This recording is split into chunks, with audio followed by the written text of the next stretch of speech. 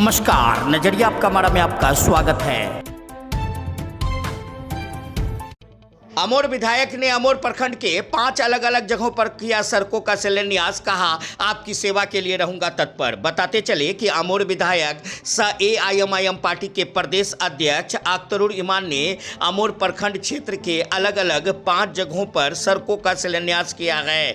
जिन सड़कों का उन्होंने शिलान्यास किया है उनमें नया टोला से मुसलमान टोला, तेरधाट रैली से परवान टोली, मझुआ PMGSY सड़क से बंगड़ा सड़क, झौवारी से गरहरा व मझुआ से संथाल टोली सड़क शामिल है। इस मौके पर लोगों को संबोधित करते हुए उन्होंने कहा है कि जिस काम के लिए जनता उन्हें अपार वोट से चुनाव जिताई है उस काम के लिए वो हमेशा तत्पर हैं। चाहे विधानसभा हो या अन्य किसी विभाग के पास, वे हमेशा हक हकूक की लड़ाई के लिए आवाज उठाते रहे हैं। उन्होंने कहा है कि जनता का जो आशीर्वाद उन्हें मिला है उस आशीर्वाद को वो हथियार बनाकर हमेशा इस क्षेत्र की आवाज को उठाते रहेंगे। इस मौके पर जहां उन्होंने हिंदू भाइयों को रामनवमी पर्व की शुभकामनाएं दी, वहीं रमजान के पाक महीने को लेकर मुसलमानों को भी नसीहत दिया। इस मौके पर जहां उन्होंने लोगों की समस्याएं सुनी और समस्याओं को जल्द से जल्द समाधान करने की दिशा में आश्वासन देते हुए कहा कि आपकी समस्याएं दूर होंगी और आपकी हर समस्याओं को दूर करना मेरी जवाबदेही है। इस मौके पर जहां एआईएमआईएम पार्टी के कार्यकर्ता व अधिकारी मुख्य रूप से मौजूद रहे, वहीं दर्जनों की संख्या में स्थानीय ग्रामीण भी मौजूद रहे।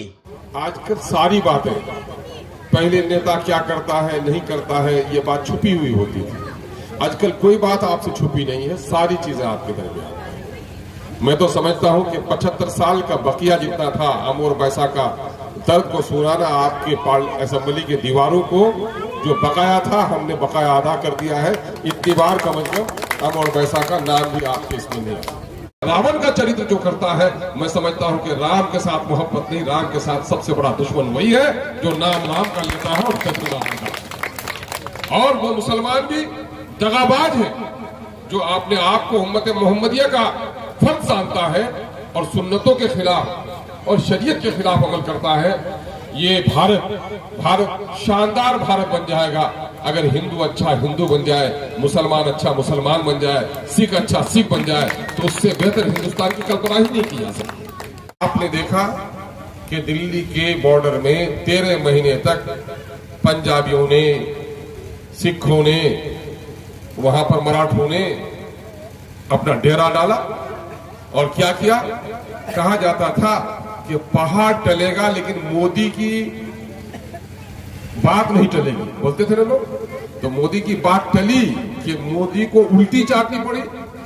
जो 3 काले कानून किसानों के खिलाफ बनाए थे, मोदी को कानून में तरमीम संशोधन नहीं बल्कि कानून को वापस लेना पड़ा। किसकी ताकत थी?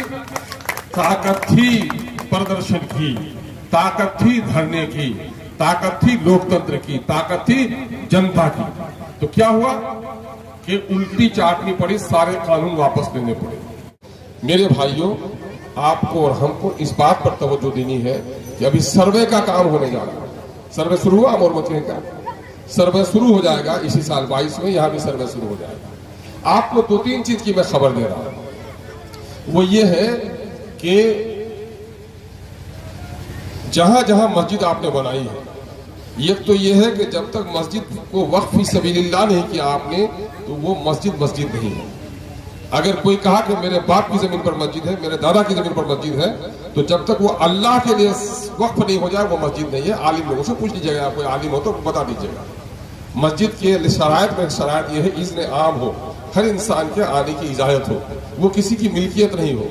अल्लाह के रसूल ने जब मस्जिद नबी बनाई तो मस्जिद नबी यतीम बच्चों से खरीद कर बनवाई। लोग देना भी चाह रहे थे तो उन्हें खरीद कर बनवाई और वो वक्त पर।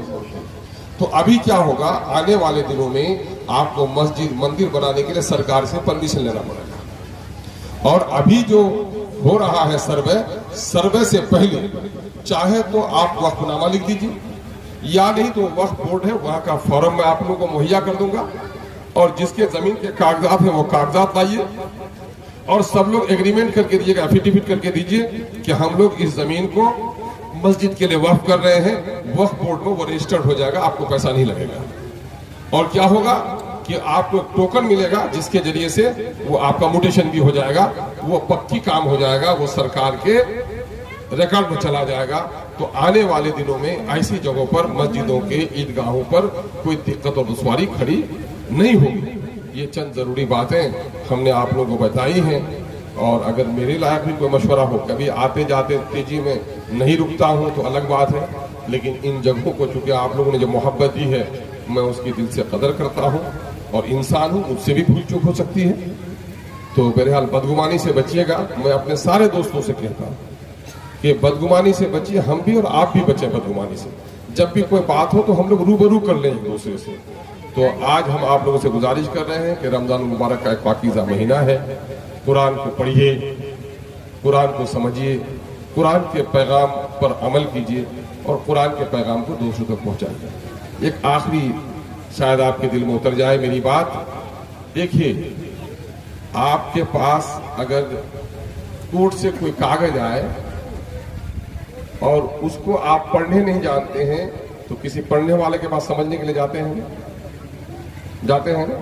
अगर बच्चा बीमार हो, डॉक्टर जो दवाई लिख दिया है और बच्चे की तबीयत ठीक नहीं हो रही है, उल्टा पुल्टा दवाई, कुल्ला आगू कुल्ला फिजूकता है, तो क्या होता है उसको किसी के पास जाते हैं ना आप समझने के लिए कि कौन सी दवाई कहाँ खिलाई जाएगी।